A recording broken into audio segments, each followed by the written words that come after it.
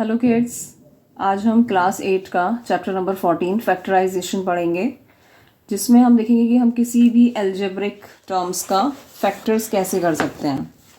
जैसे मैं ये अंडरलाइन किया हुआ है, a number written as the product of the prime factors is said to be in the prime factor form. मतलब कि कोई भी अगर हमें नंबर दिया हुआ है, जैसे यहाँ एग्जांपल है 70 एंड 90, अगर मुझे इसके फैक्टर करने हैं, इट मीन्स मुझे इसका ये दिखाना पड़ेगा कि किस किस प्राइम नंबर के रूप में ये हम लिख सकते हैं। 70 है तो 70 के अगर मुझे फैक्टर्स करने हैं तो 70 के फैक्टर कैसे करते हैं। लास्ट में इवन नंबर दिया हुआ है यहाँ पर वंस प्लेस पे, तो हम इसको 2 से डिविजिबिलिटी रूल के हिसाब से कर सकते हैं।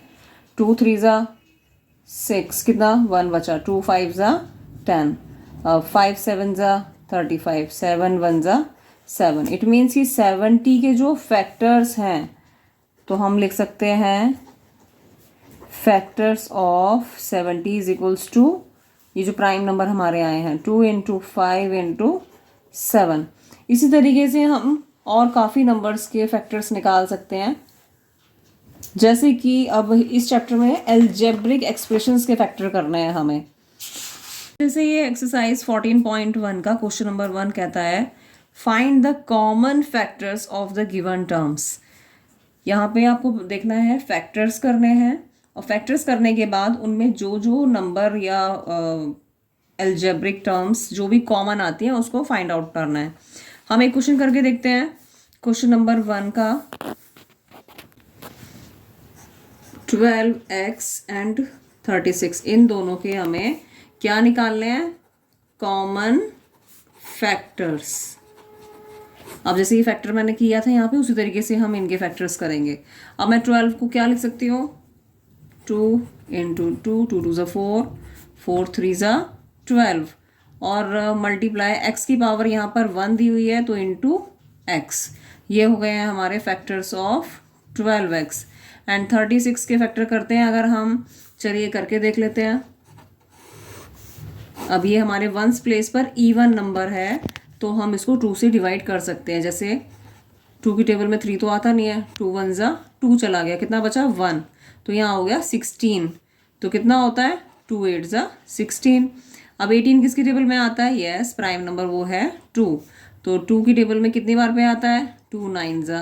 अब 3 3 ज़ा 3 1 ज़ा। तो 36 के प्राइम नंबर्स के रूप में जो फैक्टर्स आए हैं इन्हें हम मल्टीप्लाई करके लिखेंगे, 2 इंटू 2 इंटू 3 इंटू 3। अब ये तो हमने कर दिए फैक्टर 12x के एंड 36 के।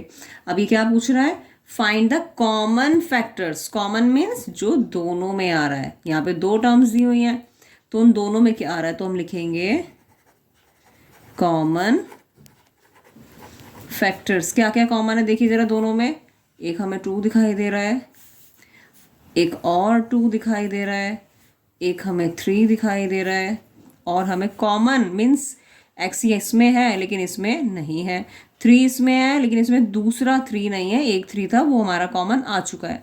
तो हमारे कॉमन फैक्टर्स जो हमारे दोनों में आए हुए हैं उनको एक एक बार लिख लेंगे। कैसे, 2 बार 2, इसको कॉमन एक बार ले लिया, इसमें दूसरी बार एक बार ले लिया, 3 दोनों में एक बार आए एक बार ले लिया। हम इसमें x और 3 नहीं लेंगे क्योंकि ये पेयर में नहीं है। अब इसके कॉमन फैक्टर्स जो भी आते हैं उनकी मल्टीप्लाई करते हैं, 2 2 ज़ा 4, 4 3 ज़ा 12।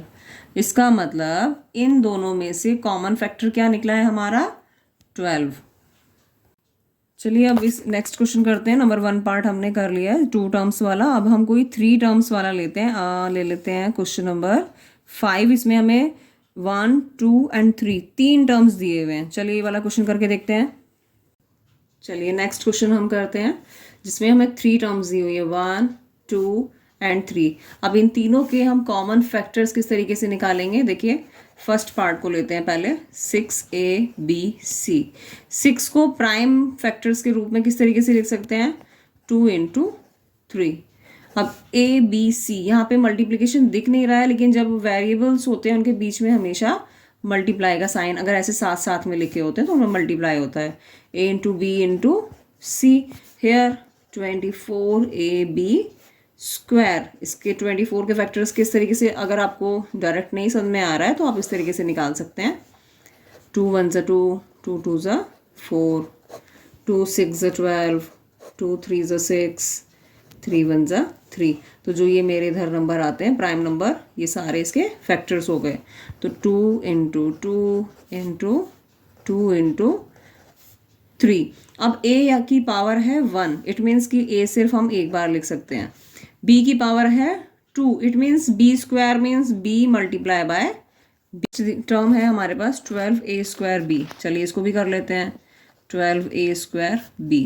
अब 12 के फैक्टर करना तो ईजी है। 12 के फैक्टर क्या हो सकते हैं, 4 3 ज़ा 12, 4 को क्या लिख सकते हैं, 2 इंटू 2 इंटू 3। अगर ऐसे समझ में नहीं आ रहा है सीधा सीधा तो आप ऐसे करके आप निकाल के देख सकते हैं। ओके नेक्स्ट, a की पावर है 2, इट मीन्स a को हम कितनी बार मल्टीप्लाई कर सकते हैं, 2 बार। इनटू b की पावर है यहाँ पर 1, तो b को कितनी बार लिख सकते हैं, एक बार। अब ये हमारे फैक्टर्स हो गए। अब इसमें क्वेश्चन क्या कह रहा है, कॉमन फैक्टर्स, मतलब इनके फैक्टर तो हमने कर लिए, आधा काम तो हमारा हो गया लेकिन आधा रह गया है। आधा क्या करना है, कॉमन निकालना है। चलिए इनके हम कॉमन फैक्टर्स निकालते हैं। कॉमन मीन्स, अब जैसे यहाँ 3 टर्म्स हैं तो तीनों में ही आना चाहिए, ऐसा नहीं है कि 2 में आ रहा है तीसरे में नहीं आ रहा है तो वो कॉमन नहीं माना जाएगा। चलिए हम देखते हैं, जैसे ये 2 है तो इसमें भी 2 है, इसमें भी 2 है, तो ये हो गया हमारा एक factor common, number 1। Next is, चलिए फर्स्ट वाले 3 इसमें है, 3 इसमें है और 3 इसमें भी है, तो अब हम इसको निकाल लेंगे, ये भी हो गया हमारा कॉमन।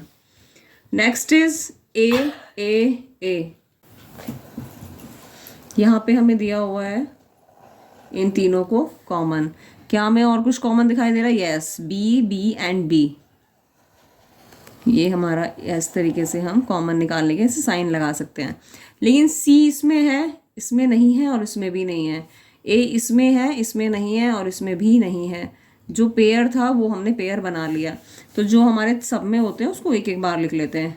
तीनों में है एक बार, तीनों में है एक बार, तीनों में है एक बार, और जो तीनों में है वो भी एक बार। तो अब इनको मल्टीप्लिकेशन कर लेंगे, 3 2 ज़ा 6। ए बी की मल्टीप्लाई का साइन नहीं लगाएंगे, हम इसको सीधा ए बी लिख सकते हैं। तो ये तरीका होता है कॉमन फैक्टर करने का किसी भी टर्म्स के अंदर। चलिए एक पार्ट और कर लेते हैं इसका, आपको अच्छे से समझ में आ जाएगा।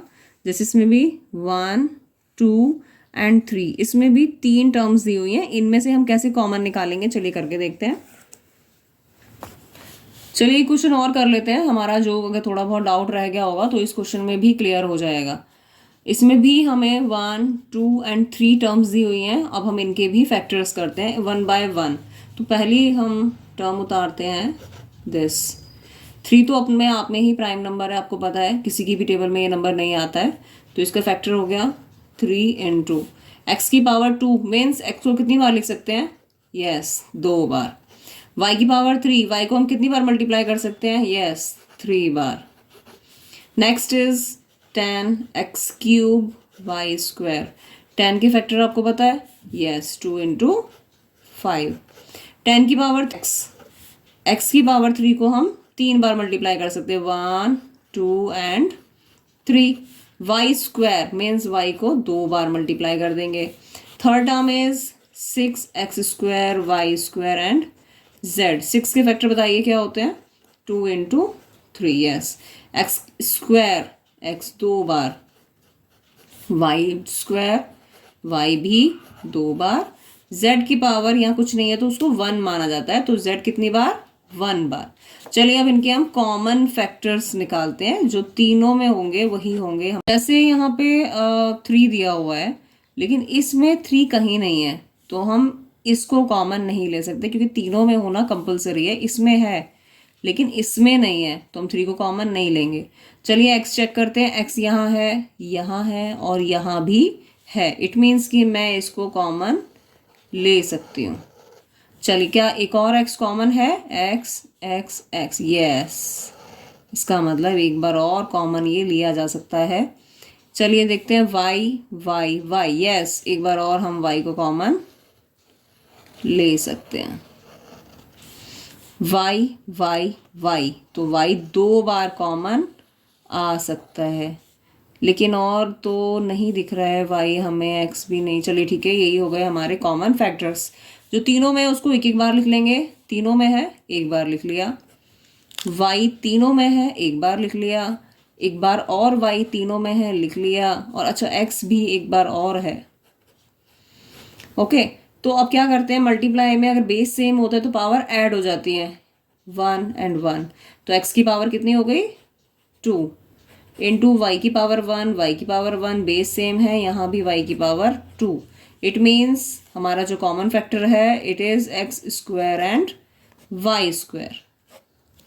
ओके, अगर आपको समझ में आया है what is the meaning of factorization, algebraic terms का भी हम किस तरीके से फैक्टर्स कर सकते हैं, तो please like share and subscribe my channel. Thank you.